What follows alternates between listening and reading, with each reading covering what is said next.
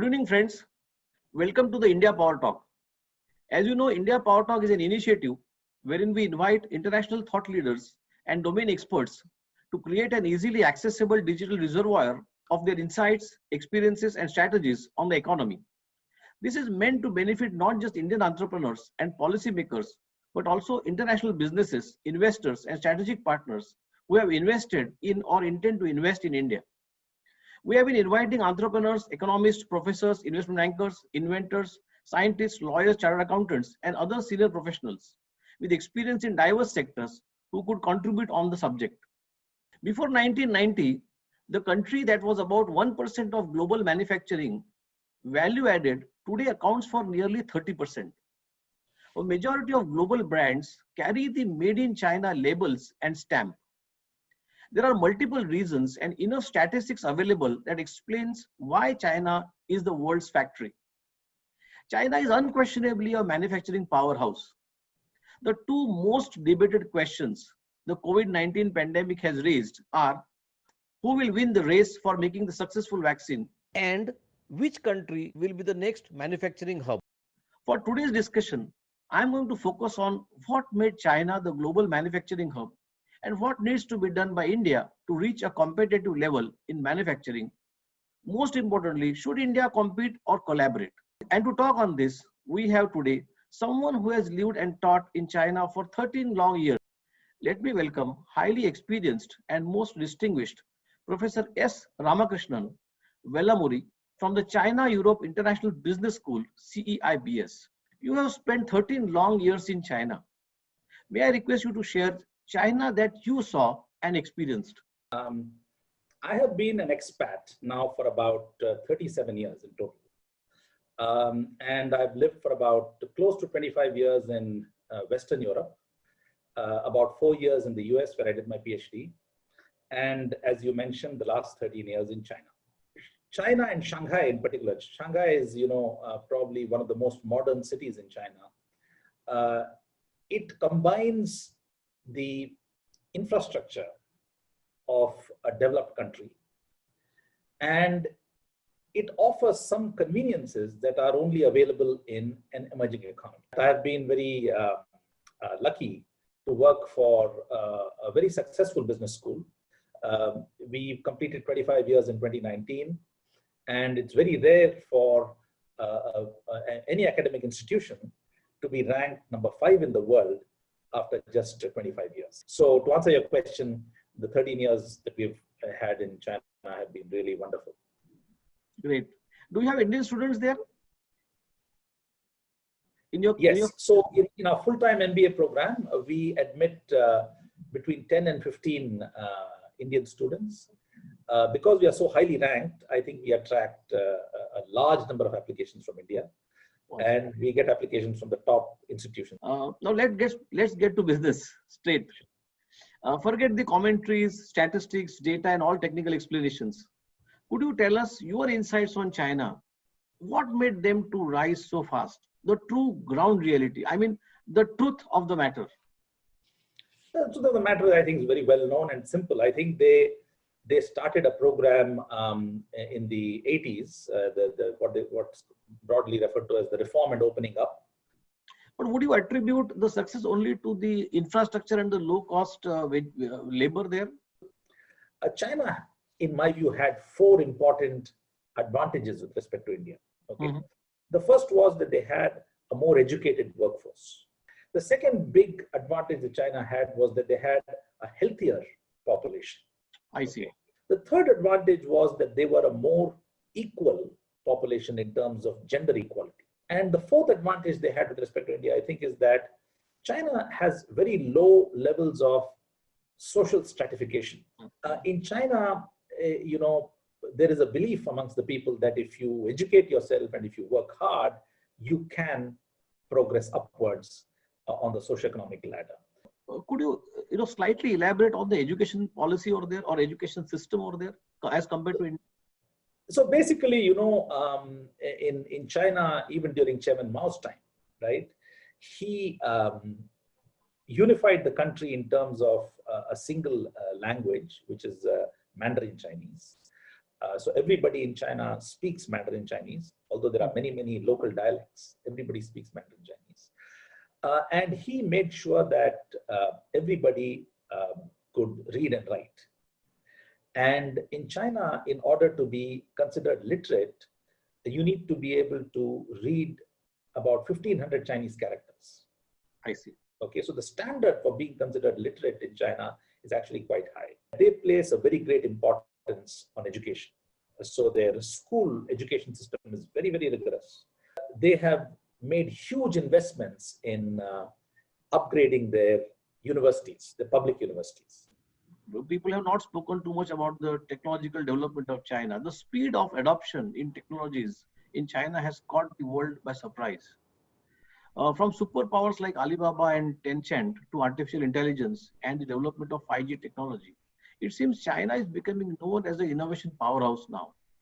How has China been able to achieve this? I mean, the progress in the technological field? Both countries have leapfrogged some generations of technology. So for example, both China and India have pretty much leapfrogged the fixed line telephone technologies, right? So we moved almost directly to mobile. So because China did not have a strong technological history and their youngsters were very educated, they eagerly adopted technology. The 80s coincided with the PC revolution. Yes. Okay. Yeah. The 90s coincided with the mobile revolution. From 2000 to 2010, you can say broadly speaking, it was especially the second half, was the smartphone revolution. And from 2010 to 2020, it has been a convergence of digital technologies. So China has very optimally adopted all the technologies that we spoke about. So so if one reason for the success of China, of course, is its economic policies, but they have been very, very proactive in adopting science and technology. Okay, in fact, Deng Xiaoping, the paramount leader of China after Mao Zedong passed away, he spoke about the 4 modernizations of China. And one of the modernizations was modernization in science and technology, right? So that's a very, very important building block. The second reason for you mentioned the creation of giants, technological giants such as Alibaba or Tencent or Meituan. China has created its own technological ecosystem in some sense, right? Which you don't see, for example, in India. Okay, so in China, the market leader for search is a Chinese company called Baidu. The market leader in social media is parallel to Google. Yes, which is parallel to Google. In China, the social media giant is Tencent, which is a combination of Facebook and WhatsApp. With the WeChat super app, they combine WhatsApp, Facebook, and PayPal or other payment apps, right? Then you have e-commerce giants such as Alibaba with Taobao, which is more of a C2C platform, Tmall, which is a B2C platform, and then you have another very big giant which is called JD.com, which follows more or less the Amazon model. So they have homegrown giants in each vertical. So these companies have been able to grow to a very, very big size without really stepping out of China. So if you look at the operational footprint of Alibaba or Tencent or JD.com or even Meituan, you'll find that they're very strong in China, but they're not really strong outside China. The only pure technology company, and I'm not including the hardware companies here, I'll leave out the hardware companies, I'll talk about them later. But if you look at the pure tech company, the only tech company from China that has been able to create a global footprint is ByteDance, which is the parent company of TikTok. But the rest of the Chinese technology giants have really found it difficult to grow organically outside China. And that may have to do with the fact that they are functioning within a very, very, let's say, unique technological ecosystem that's not integrated with the technology ecosystem of the rest of the world. Okay, India has, you could say, one way of putting it is to say that India has adopted a different policy. I think the reality is probably that India did not really have a policy, technology policy. We just drifted into the situation where we are today. So we have all the multinational giants positioned in these big technology verticals, right? So you have Google, you have Facebook, you have Walmart and Amazon. E-commerce. One advantage that I think Indian tech companies have is that they are better integrated with the global technology ecosystem. And let's not forget that, whether it's Google or whether it's Facebook or whether it's, Amazon or whether it's Walmart, all these companies have very, very sizable back-end operations in India. So these companies actually have a very, very strong India presence. So I would say that the second reason why China has been successful is that they've been able to create an ecosystem within the country, and that combined with the market size has allowed their companies to grow. I don't want to suggest that the market is not competitive, that the government has not protected these companies in any way, because competition in China is brutal. It's just that Baidu has not faced real competition from Google. Tencent has not faced real competition from Facebook and so on, right? But why is that? Because it's not easy. Facebook has not been allowed to operate in China. I see. So that's the protection which the government offers to logistic companies. But it's different in different verticals, right? So Google was operating in China when I was there, when I first went to China in 2007. But then the Chinese government requires technology companies to have their servers inside the country. I see. And Google was not willing to comply, and so they left the country. And Amazon actually, as far as Amazon was concerned, or eBay was concerned, there were actually no barriers for them to operate in China. I think they were just outwitted by more nimble local competitors. eBay was outwitted by Alibaba completely, right? And the same is true of Amazon. Amazon tried very hard to break into the Chinese market, but they were not successful. So one question I would like to ask here is how much, you say the government was very proactive in protecting and also supporting the local companies. What is the role of, or how much has the government invested in technology compared to India? After the global financial crisis, most developed countries cut back on R&D. Okay, whereas between 2008 and 2016, China almost tripled its R&D expenditures. So there is a measure which is called gross expenditures and research and development, which includes both public expenditures and private expenditures. I see, both ways. Yeah, so China actually almost tripled, right? It's GERD in those 8 years. India increased its expenditures by about 20% over those 8 years, but China tripled its expenditures, right? And so this is where, in the last 12 years, is where China has really caught up with the rest of the world in cutting edge areas such as artificial intelligence, big data, Internet of Things, blockchain, etc. I'm still keen to know, Professor Rama, from you as to how much is the government spent on innovation. Whether it is education, judiciary, or their other departments, whatever public sector departments, infrastructure department, how would you compare Chinese government investment in the society or in the technology? China's expenditures on R&D currently are about $600 billion. $600 billion. The government expenditure. No, total public and private. Okay, $600 billion, which is roughly 2.2% of their GDP.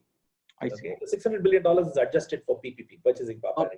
Okay, India's expenditures are about $63 billion, about 1/10 of China's. Okay, we spend 0.6% of our GDP on R&D. China spends 2.2%. Okay. Now, given the fact that we spend so little, it's actually quite surprising that we are ranked 48th in the world. because that's not a bad rank if you think about it, right? And Yeah. we are probably the highest ranked country in the lower middle income category, right? In the lower middle income category, probably, or one of the highest ranked, right? I think maybe Vietnam and Ukraine may be higher ranked than us, but we are one of the highest ranked countries in the lower middle income category in the Global Innovation Index rankings, in spite of actually spending a very, very small amount on R&D.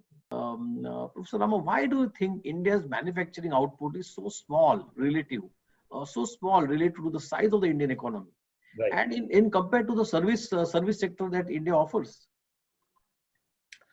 So just to share with you some data points, I mean, our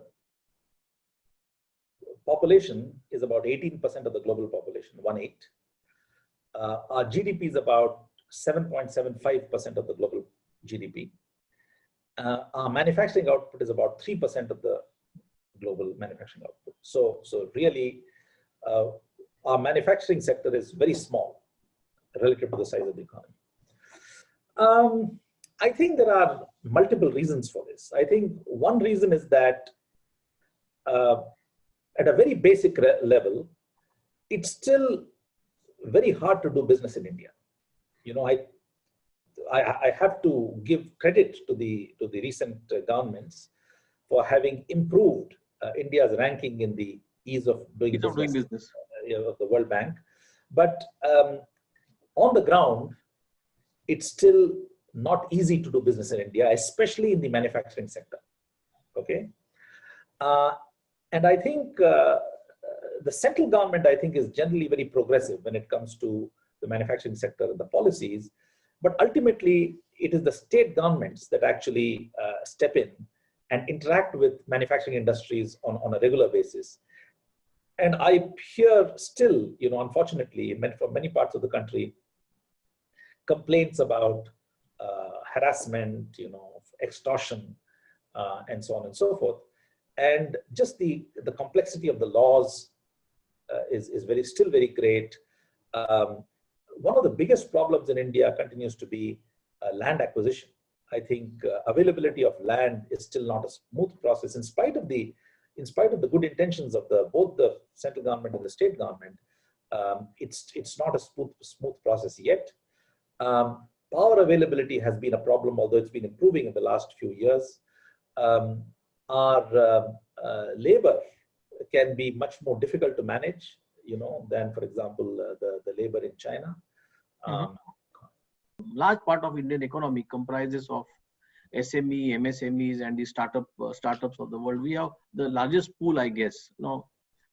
They contribute not only in terms of the manufacturing output, but also in terms of generating large amount of employment for the country.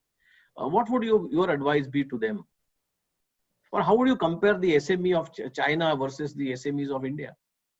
There is a very strong aspiration for growth in China, and with many Chinese entrepreneurs, I found that appetite is almost insatiable. They want to keep growing. I see. And the dream of every Chinese entrepreneur has been, until now, at least, to list his or her company in the US. On New York Stock Exchange or on NASDAQ, right? I find that in India, many business people, even successful business people, once they reach 300, 400 crores or 3-4 billion rupees in revenues, they say, that's good enough, and they shift their attention maybe to more community service or more spiritual pursuits, right? And I'm not saying that that's necessarily a bad thing. I'm just sharing this as a No, you are absolutely right. Your observation is absolutely bang on point. Yes. And so I think that growth, appetite, hunger, I see less of it in India. That's my first observation. The second thing I would say, and this is advice that I give to SMEs all over the world, and that is that if you want to grow and if you want to crack the growth ceiling, you need to do two things essentially, right? You need to first build a strong management team, right? With a strong management team, you will be able to delegate the day-to-day running of the business to your team members, And that will allow you to focus on the more medium to long-term strategic issues. Okay. And many founders of companies, even companies that have been successful, fall into the trap of not building management teams. The second thing, which goes hand in hand with the first point I just made, is to rely more on systems and processes, right? Rather than ad hoc decision making, right? So you need systems to evaluate people. You know, you need systems to measure the performance of your employees, of your team members. You need systems to determine who has outperformed and who has not. And very often, SME founders, they associate delegation with loss of control that somehow constrains their growth. So last year, Indian Prime Minister and the Chinese President met at the Mamlapuram in Chennai, when many of the foreign policy experts said that both these nations should collaborate and not compete. I mean, what's your take on this, Professor Rama? Should we compete or should we?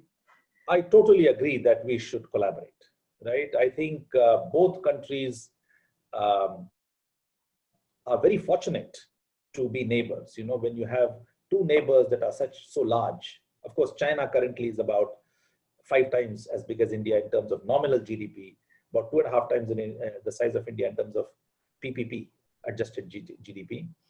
But when you have two large economies as neighbors, you know, there are many studies that show that neighbors trade more with each other than countries that are geographically distant from each other, right? But neighbors also have more conflicts with each other. That's also, there's also empirical evidence to support that. So as long as we can manage our differences, you know, there is great potential in both countries collaborating. I believe that the potential is for both countries to achieve about $500 to $600 billion in bilateral trade in the next 5 to 6 years. And I've actually written in the Chinese media saying that it's a problem for India and for China that the most competitive manufacturing sector in India, which is the pharmaceutical sector, has not enjoyed market access. Right? The Chinese will respond and say that if there are any barriers to the pharmaceutical industry, they are not India specific. And they're right in saying that. You know, they're absolutely right in saying that.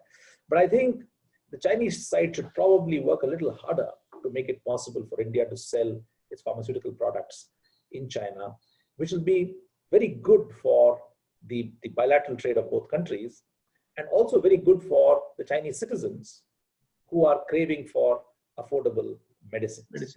Another area of collaboration, I think, is in IT services. India has, so China is a world leader in consumer tech. I think they are lagging significantly behind the United States when it comes to enterprise tech. Oh, I see. And this is where India can make a great contribution to China. In infrastructure, the Chinese can help India a lot. Absolutely. You know, both in terms of quality of infrastructure and cost, right? Whether it's railways, whether it's tunnels, whether it's roads, whether it's highways. And in the manufacturing sector in general, they've got so much experience. And one of the things that's happening in China is that the costs are going up. You know, in coastal China today, labor is more expensive than in Malaysia, for example, right? So many Chinese companies, if we can create a hospitable environment for them to manufacture in India, they would love to come to India and produce in India, you know, and then export from India to the markets. So I think great potential for collaboration, but I think we need to strengthen the trust between the two countries. What would be your message to to India? To India, I would say, you know, I think, you know, we should engage with China. I think it's very, very important because, you know, we can't change geography, you know, and we have a 3,500 kilometer border that we share with China. And so decoupling with China is not an option for India. And I think if we want to build an Asian century, the two countries will have to learn to work with each other. And on the ground, if you see, when I bring Chinese participants to India, they connect to India in very, very deep ways. They're very impressed by what they see in India. Similarly, when Indians go to China, that in Shanghai, there are several thousand Indian professionals working in China. They're so happy working there, right? And we all feel very appreciated by the Chinese people, by the way, So I think on a people-to-people level, there is tremendous chemistry. I just think that, I hope the leadership of the two countries can figure out a way to work with each other so that, the relationship between two countries can fully blossom. Professor Rama, really thank you so much for your valuable time, insights, and experience. It has been a pleasure talking to you. Thank you so much. My pleasure. I would like to also thank the Indian Chamber of Commerce, the LawSikho, and the India SME Accelerator Network.